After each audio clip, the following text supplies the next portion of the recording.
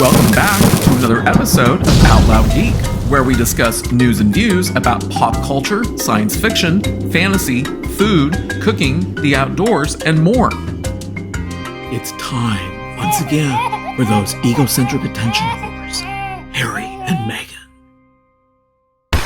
Well, ladies and gentlemen, another Meghan Markle show is upon us, and it's entitled, With Love, Meghan. Doesn't that sound just delightful? I had first talked about this show back on January 5th, around the time that the first trailer for the show had been released on YouTube. And the trailer was heavily ratioed. Originally slated to premiere back in January, Meghan Markle delayed the premiere because of the Los Angeles wildfires that broke out. But on March 4th, the first episode of With Love, Meghan premiered. And what was the reaction? But before proceeding, if you're enjoying this video, please consider pressing the like button, and if you'd like to see more of my content, I hope you'll consider subscribing to my channel. And I want to convey my deepest thanks and appreciation to everyone who has subscribed. So when we go over to Rotten Tomatoes, it would appear that neither the paid critics nor regular viewers like you and me liked Meghan Markle's new show. The average tomato meter score is 35%, which is guaranteed rotten, and the audience score is even worse at only 19%. And if we go back and look at her and her husband's previous Netflix show, that fake docu-series entitled Harry and Meghan, its tomato meter score is 45%, which is 10 points better than With Love, Meghan. But the audience score is exactly the same at 19%. Imagine that! Could it be that people just don't like Meghan Markle? Let's take a look at a review for the show that was published on Variety, and I really like the title of the article. With Love, Meghan is a Montecito ego trip not worth taking. TV review. But let's see what the article's author had to say about Meghan Markle's latest show. In the first episode of Netflix's new series, With Love, Meghan, the series host is visited by a friend from a past life. Makeup artist Daniel Martin has known Meghan, the Duchess of Sussex, quote, for the before, during, and after, shall we say, unquote, he tells the camera.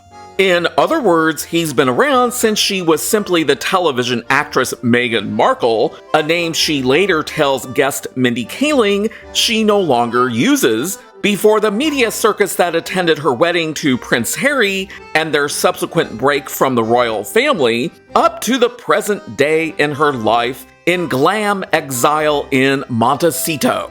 A friend of such long standing deserves to be celebrated. And so, over the course of a whirlwind episode, Meghan prepares tea bags of bath salts, arranges flowers, harvests honey, makes a pasta dish, crudité, and beeswax candles, frosts a cake, and brews, quote, this elixir that I think will be so healing, unquote, for Martin's allergies.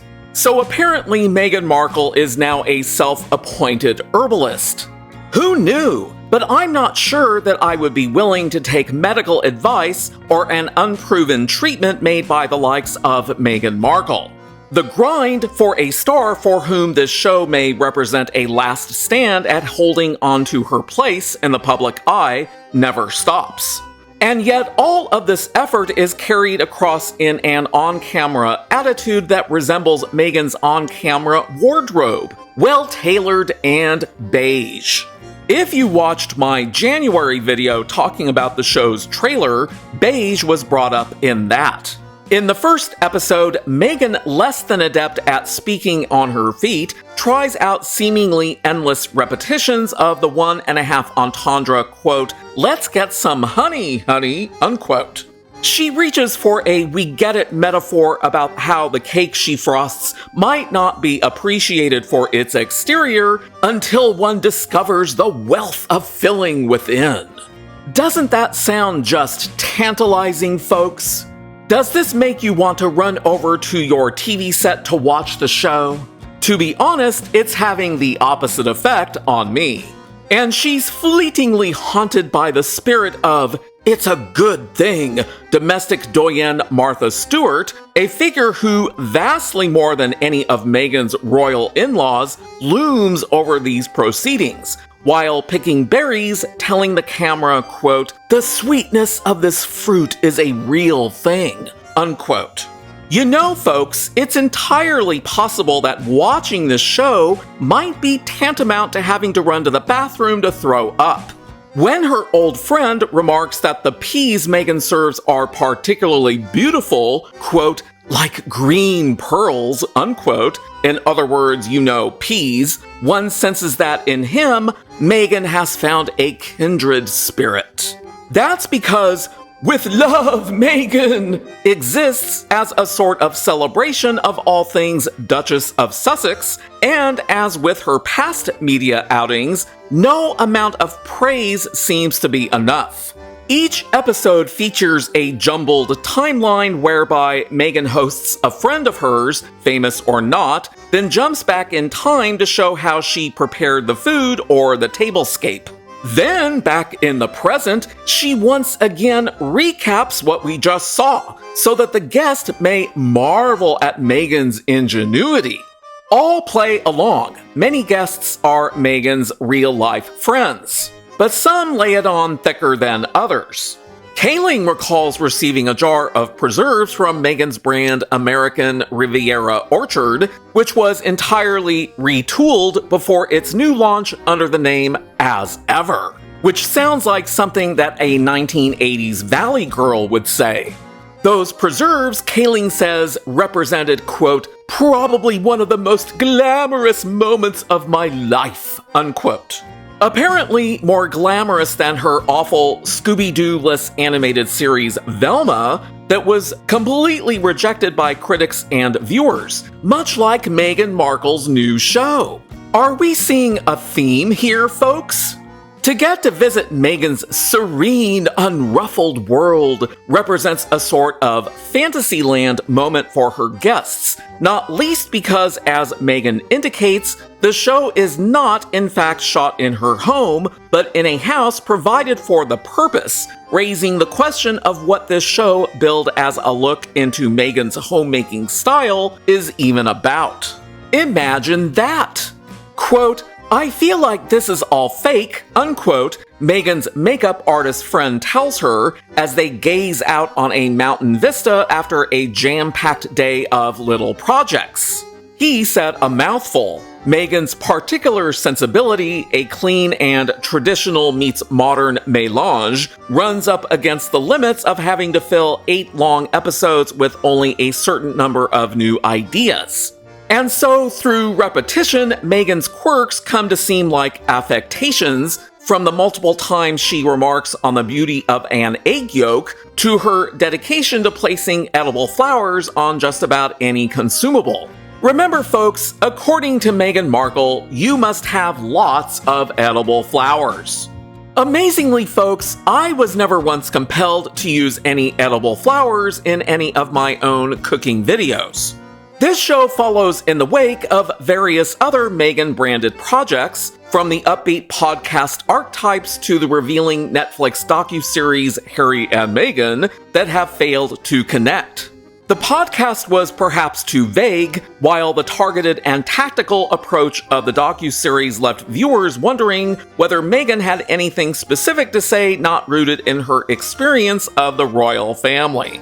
Gee, I've said that very thing myself in multiple past videos about Meghan Markle and Prince Harry.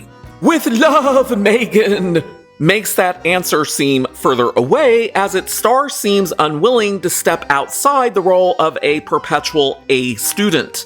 In one episode, she bakes donuts for Chef Roy Choi, telling the camera, quote, "I need to impress this man, not just with my donuts, with my tidiness, with my kitchen savvy, my cleanliness," unquote.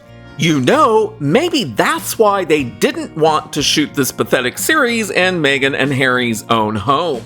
It's unsurprising that, on presenting Choi with the treats, she says in a rushed, breathless tone, quote, "Do you believe my little donuts? I made them for you," unquote. But it is a little surprising that this moment was left in the cut, because it sounds absolutely stupid. Meghan Markle and her unbelievable little donuts. Martha Stewart, who modernized the homemaking show template in which Meghan now operates, lives in a state of serene superstardom. Ina Garten, for my money the best to ever do it, exudes let's have a drink chill in part because her knowledge is genuinely boundless. Meghan either lacks similar competence or feels constrained from sharing it, and so her insights, or the way she talks about them, can feel as canned as a limited edition American Riviera Orchard Preserve. She muses to the camera that it's possible one might want to label a jar of homemade chili oil, but it's not strictly necessary. Quote, "Your cue on this one will be, you see the chilies in it," unquote. Gee, thanks, Meghan. When informed that the dumplings she may dress in said chili oil are called ingots for their resemblance to forged bits of gold, she replies, quote, "I love hearing the meaningful stories behind things," unquote. My only advice, folks, is that if you decide to watch Meghan Markle's latest show, you might want to keep a barf bag close at hand. That's precisely the problem. So much of "With love, Meghan" is devoted to trying to gin up capital M meaning that Meghan seems to forget that the only reason why anyone would do any of this, whether that's bake a cookie dappled with edible flowers or watch a lifestyle show, would be because it's fun. But there isn't enough here to justify the running time, nor is it Star's belief that we'll keep watching. Yeah, I highly doubt that "With love, Meghan" will make it into Nielsen's weekly list of top 10 most streamed original shows. So have any of you watching this video watched Meghan Markle's latest show? Are you even planning to watch the show, or are you avoiding it like the plague? Please let me know in the comments below. Thanks for watching today, and a huge thanks to each and every one of you who has subscribed to support this channel. You can also find us on Facebook, Instagram, Threads, X, and Blue Sky by clicking on the links in the description. Until next time, this is Out Loud Geek.